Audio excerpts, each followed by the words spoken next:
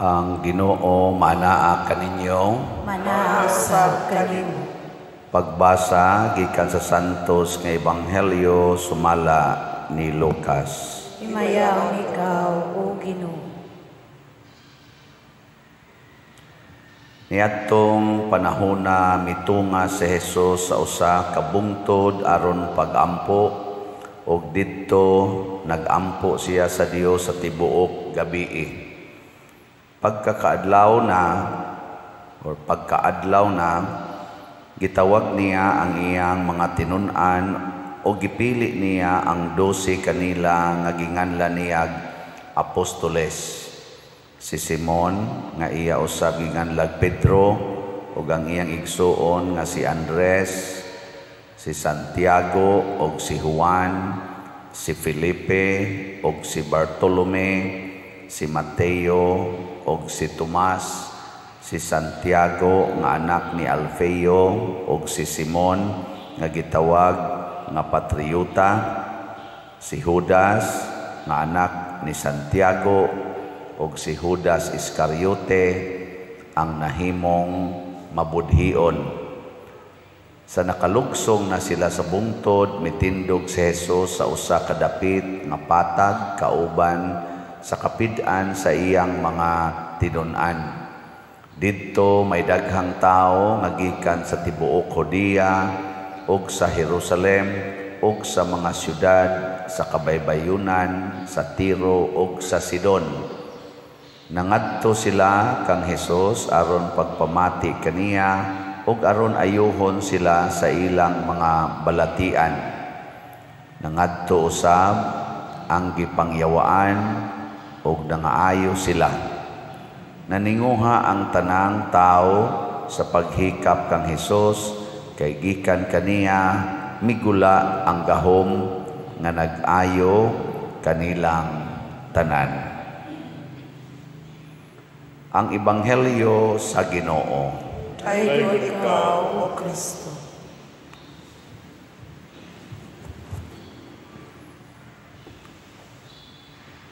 Si Jesus nagampo kanunay ug tungod kay nagampo man siya kanunay kahibaw siya og unsay tukma nga buhaton. Mao nang gitudluan siya sa amahan pagampo na niya nga magpili og 12 ka mga apostoles. Nya kining 12 ka apostoles mao na ni ang mopadayon sa misyon nga gibuhat ni Jesus kay kaybaw naman si Jesus nga dili na madugay mamatay na sad siya. So iyang gipasa ngadto sa mga apostoles ug sa mga uban pang mga tinun-an, pero ang pinaka core group yun kadtong 12. Unsa may ilang mensahe o kinahanglan nga ipasa ngadto sa sunod nga mga generations di adiri sa atong tubag nato sa Salmo. Unsa to itong tubag?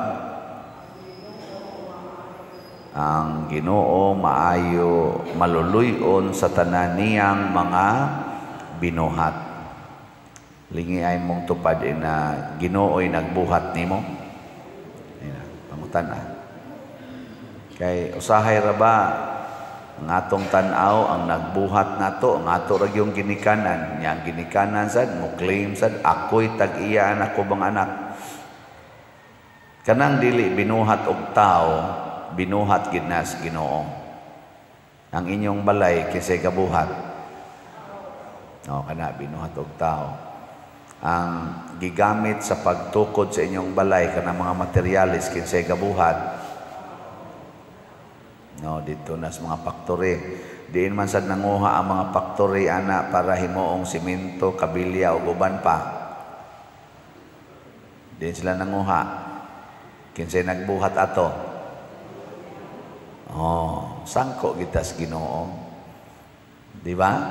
Kung wa pa buhatas Ginoo kadto mga raw materials, wa gyoy mahitabo nga mga simento, kabilya, pintal ug uban pa. Wa. Pasabot gipakita gyud Ginoo ang iyang kaluoy natong tanan kay iyan ang giandam ang mga gamit. Ang ato na lang ang pag-share, ang pag-inambitay. Muna bitag mangural na kas imong balay, wa na nimo gipaambit ang binuhat sa Ginoo kanang agianan, mayawa na ang imong kinabuhi. Makig-away na kas imong silingan ug sa imong higala tungod lang anang utang na kun buot subayon kana gani mismong kwarta nga imong gikuptan, ang raw materials ana paghimo ana dili man na imo. Nya ikasweldo man anako pader, nganong nakasweldo man ka? Ni trabaho man ko. Unsa imong gigamit pagtrabaho? Imong hinimo, kanang imong mata, imong baba, imong otok, imong kamot, imong tiil, kanang mga ugat sa imong lawas, kanang imong health, ikay gahimo ana. Oh, nya nganong nangangkon man ka nga imo na kaluoy na sa Ginoo, ipaambit. Mao na ang misyon sa mga apostoles, isangyaw ang maayong balita.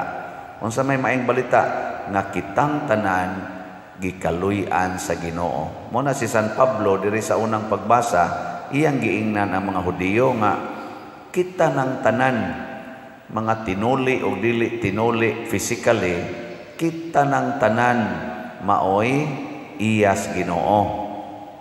Sanglit gidawat naman ninyo nga Ginoo si Kristo Jesus pag kinabuhi kamo nga hiniusa kaniya. Matud pa niya ipagamot ang inyong kinabuhi diha kaniya. Unya unsa may kinabuhi ni Jesus, siging paambit sa iyang gugma ngadto sa uban. Lingay mong tupad. Ing na paambiti ko sa imong gugma be.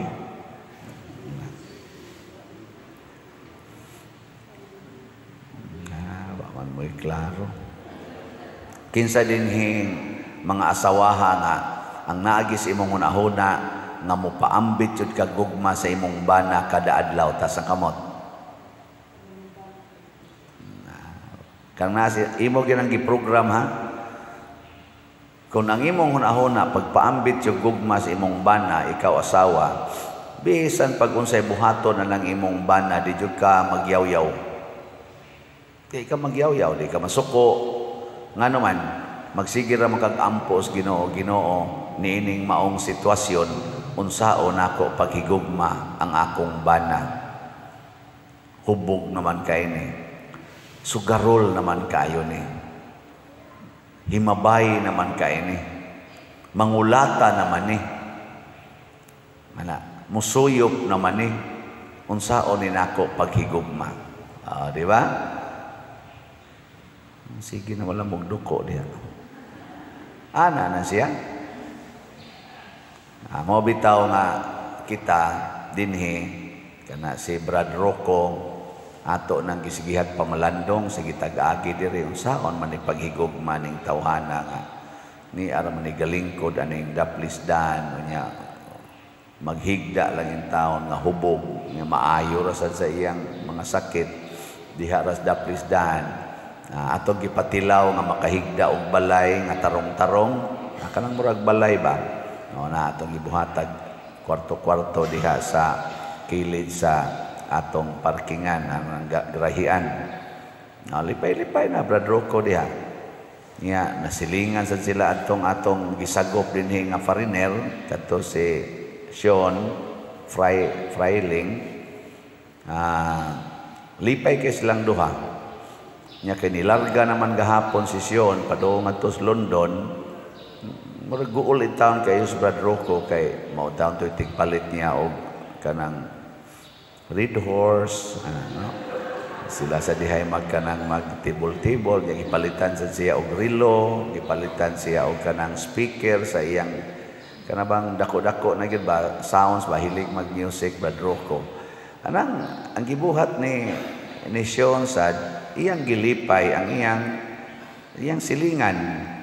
Ana kay diha sa tug higda si Sean Freiling. Nya magbuntagay sila usahig inom inana ba lingaw sila nya ngano man sang nakahimo adto si Sean kay ato sanggi sagop dinhi ato sang gipaambitan sa kolekta nana. So nasa siya ikapalit-palit. Eventually ning adto na gid siya sa gahapon nya mo to akong gi-announce dinhi nga kinsa dihay taga nas London nga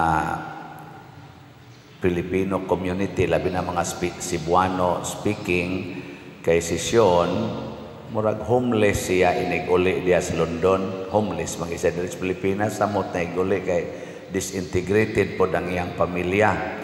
So muna nga nihangyo sa tosisyon nga dinhi nakatagamta man siya sa maayong balita sa pagdawat na to niya, may sadunta kunog naa sadunta ditoy mutabang niya pa to start all over again. Nakadungog na ba mo siyang mensahe? Atong paminawag usab ha. Ako mo itong ipaandam. Sige, ato pa nung i-play ko no be.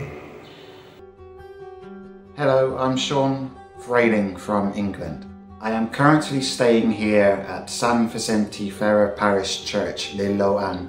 I have been staying in this parish since April 2022. Before April 2022, I was staying with friends in Mandawi City. I have been struggling to survive here because I was scammed before. I needed help for my requirements so that I can go back to my country. A friend from Mandawi brought me here in San Vicente to meet Father Siano Ubud. Since April 2022, Father Siano Ubud has sheltered me and accommodated my daily needs. The Catholic community have also been a great help. Now all my requirements are complete. I also have a flight ticket now to return to England.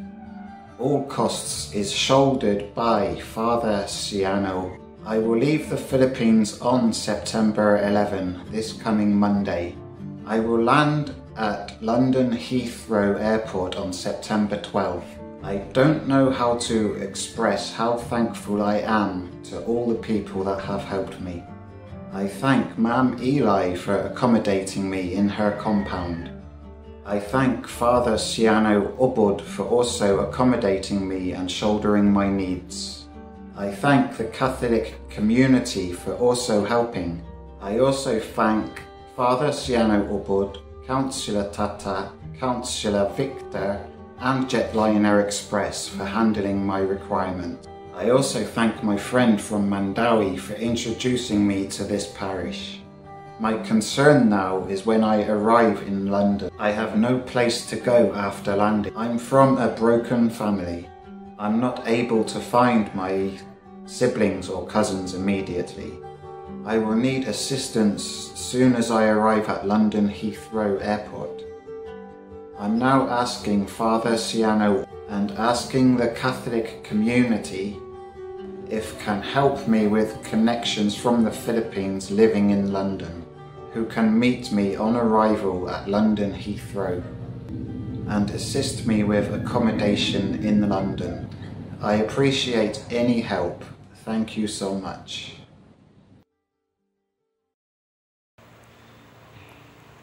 So moto siya na wa na to diri sa ato niya karon galupad na to mga siguro mga few hours tingali gikan karon maabot na to siya dito siyang destination sa London. So wala pa ta kahibaw og unsay do na ba dito yung Filipino community o kinsa ninyo yung mga Filipino community diha nga dunay kasing-kasing sad nga makatabang niya, pwede sad mo mukontak nga ri nako or sa atong sekretary si Remedios Ocaba or si kanang niyang atong i-flash na to sa atong screen mga contact persons si Bernardo Jacobi or Edna Barosa or si Hinara Laborte. Atong inyo nang kontakon aron nga ma-communicate na to how to facilitate kay kami may dunay contact ani ni Sian or Sean ba na Sian. Ato ning gibuhat mga igsoon dili tungod kay naka-benefit ta ani nila kaning Brad Rocco, Sian ug uban pa usa lang pipila lang ni sila sa daghan kaayo, dili na nato maihap nga atong gipatambitan sa maayong balita. Unsa may balita ni ay gracias Ginoo ato ning ambitan. Kana yung sharing of graces, dili disgraces. Dili bag disgrasya. Grasya atong ipaambit. Sige lingay mong tupad. Yung na sugod karon paambitan ti ka grasya. Ana. So imong bayran iyang utang, ang iyang bayron non sa suga imong bayran. Ana. So haron grasya gina siya. Daghan kayong mga grasya nga atong nadawat, nga agoy atong mga grasya in terms of money, na nagoy gatusan, libuan, minilyon, binilyon nga grasya. Usahay lang di ta kamao kaayong mo paambit. Lipay kaayo ang tao kung atong paambitan sa matong Sian, lipay, Radroco, lipay. Karon sad atong ihinay-hinay pag-distribute wa atong ma-distribute dayon ang mga bugas para sa category D kay Jotay ni response sa mga lay ministers nga atong naandan nga mo imo distribute. Nakahuna-huna sa ko kay ting eleksyon ra baros barangay, peligro sa sila manghatag kay kaning mga lay ministers o mga chapel leaders na apod na sila mga gipang suportahan basin hinog ma-misunderstood nga gipili ang mga tao muna nga ipa-distribute ni nato sa ato yung taga dinhi simbahan direct ngadto sa mga balay nga dunay nalista nato sa kada kapilya. So kita mo imo represent. So basin mahuman ni karong simanaha ang pag-distribute niini. Dako na kay nang kalipay yon, makadawat kag 5 kilo packed rice. So lipay na kay kana with noodles nya ang imong balay gatakilid, hapit ka way lungagan, hapit ka way malungag. Kuha na gina, baayong balita. Kamong mga bana, kana lang dili mo muinom, o palahubog ka, nya dili ka muinom, nya ang imong kita, imong ihatag sa imong asawa, oy, mulayat na sa kalipay. Sus, kabuutan na sa kong bana. Sunod buwan, hubog na sad ka.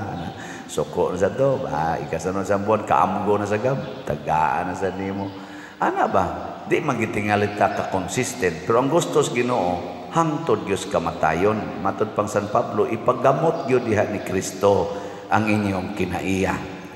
Unya, mga anak, maayong balita, ang inyong pagtinarong, ang inyong pagkamatinahuron, ang inyong pagkakugihan, dili tapulan sa mga buhat sa balay. Kaysa magsigi na lagi ang pungad ng computer, kanang cellphone, daotang balita gina siya. Ano? Kamo mga anak, ingnan na inyong ginikanan, ma. Sugod karon, assignin akong panglaba, panglimpyo, kay maayong balita, nagiihatag na ko nimo.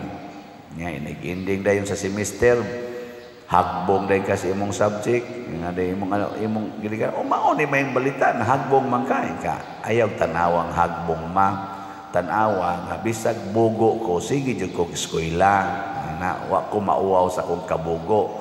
Wa kakakita na nga kada adlaw jud ko muskwela, hagbong lang. Di ba? Nya di na may balita. Total na may summer. Summer lang sad. Inig summer na di naman nahagbongon. Di na nahagbongon way maestrang mo hagbong og mo summer ang estudyante nya magtinarong yung summer. Pasal na. Di ikaw pa mo itap notcher sa inyong mga klase nga naman. Ang imong mga kauban nangundang na mag-eskwela, ikaw sige yapong eskwela, lupig nimo sila. Di ba? Mas kugihan ka kaysa imong mga kauban. Di ba? Nya baga pag yung kagnaong, di may balita. Ana. Kana sang mamalit og slat dinhi, naghatag sa mong maayong balita nari sa simbahan, nari sa inyong parish priest. Di lang sa ko report karon sa ato mga slots, ugma na lang itong itipon ang online nga mga banking. Ana, pero magsigir sa kag-anhi dinhi, magsikag pangayo, simbahan, murag daotang balita. Kana bitang maglinya diha nya mangayo usahay makaingon sa daotang balita magini mga tawhana. Pero makaamgo sa ko ako kani mao man sila makapalangit. Maayong balita. Pero maggumbol biya sa usahay. Ay lang gyud bawi-bawi lang ana. Mo na kining atong gibuhat dinhi tanan hasta ning pagtukod og kumbinto maayo ning balita.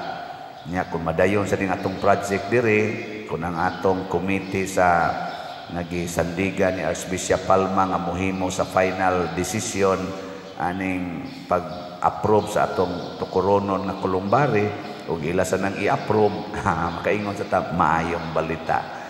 Maghinatagay ko tag maayong balita god dili nang daotang balita. Imong iirog imong koral aron makasud ng imong mga silingan nga naay multicab.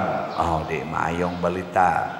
Kanang giparking dihasdan, kanang giparking ba mga sakyanan, imo na nang kuhaon, ibalhin na nimo dito sa daplin gyud sa daan. Mayingon sa nang publiko, maayong balita. Di ba? Maghinatagay tag maayong balita, di nang daotang balita. Sige, last na lang lingi. Yung na, pwede ra gyud ko ako'y palit sa imong para lungagonon ugma. Sige, na pwede ra jud ko ako'y mo angkon sa imong lutuonon ugma. So nindota na lagi. At least na usa ka adlaw nga nakahatag og maayong balita. Sige manindog na ta.